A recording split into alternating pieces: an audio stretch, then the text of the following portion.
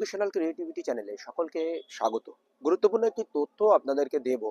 TET বাধ্যতামূলক মামলার সঙ্গে অঙ্গাঙ্গিভাবে জড়িত এই মামলাটি। কারণ একটি মামলা যদি ভালো কিছু প্রভাবিত হয় তাহলে সারা ভারতবর্ষের জুড়ে কিন্তু তার প্রভাব পড়বে। তো সেরকমই একটি নতুন মামলার গল্প আপনাদেরকে দেবো, এমনকি শুনানি ডেট রয়েছে এখানে। তো চলুন আমরা বিস্তারিত দেখে নিই এই ভিডিওতে। ডায়েরি নম্বর আপনারা স্ক্রিনে দেখতে পাচ্ছেন 5444222025।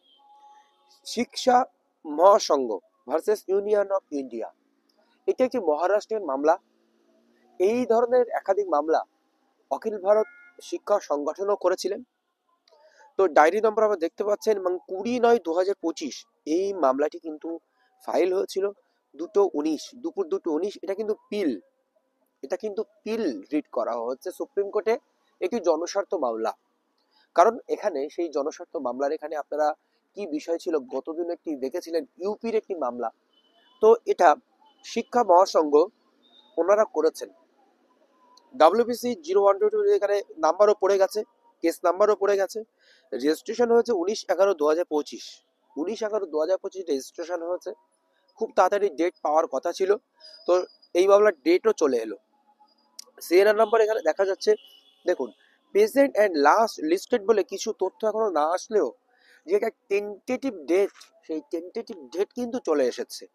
তো আমরা টেন্টেটিভ ডেটের এখানে গেলে 1/12/2025 ডিসেম্বরের ফার্স্ট ডে এই মামলার কিন্তু শুনানি রয়েছে। তো এই মামলার শুনানি 1/12/2025 হতে চলেছে।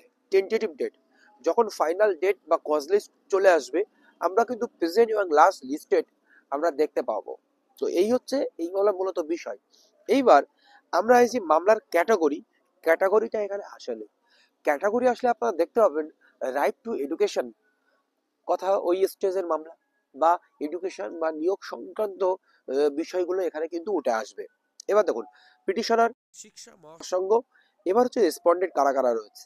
Binod union of India, national council for teacher education NCT, state of Maharashtra, এনারা রয়েছেন এখানকার রেসপন্ডেন্ট।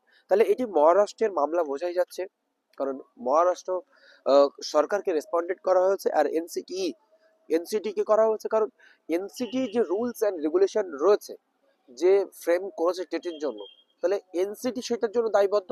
তো এখন চারিদিকে যে পিলগুলো আসছে সেই পিলগুলো, গত পিলটা কিন্তু কি জন্য মামলা খারিজ হয়েছিল আপনারা দেখেছেন, ডিসমিস হয়েছিল, ডিসমিস করা হয়েছিল কোন একটা কারণে। কি কারণে?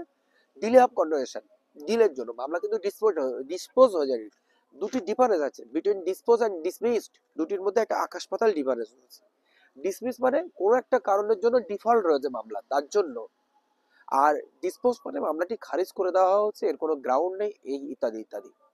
তাহলে সঠিক টাইমে যদি মামলাটা করা হতো তাহলে মামলাটি রাখা হতো।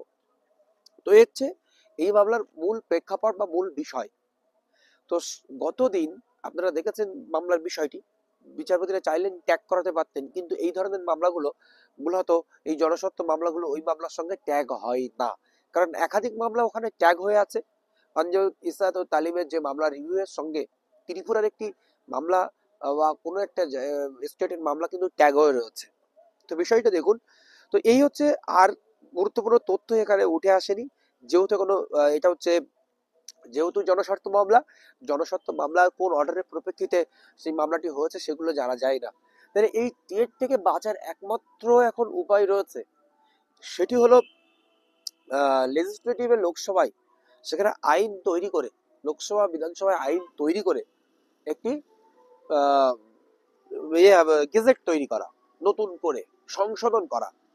তাহলে কিন্তু এই টেট থেকে বাঁচা যাবে আপাতত যে জায়গায় দাঁড়িয়ে রয়েছে। না হলে যেভাবে ডিলে হচ্ছে সেভাবে কিন্তু খুব কঠিন পরিস্থিতিতে দাঁড়িয়ে আছে।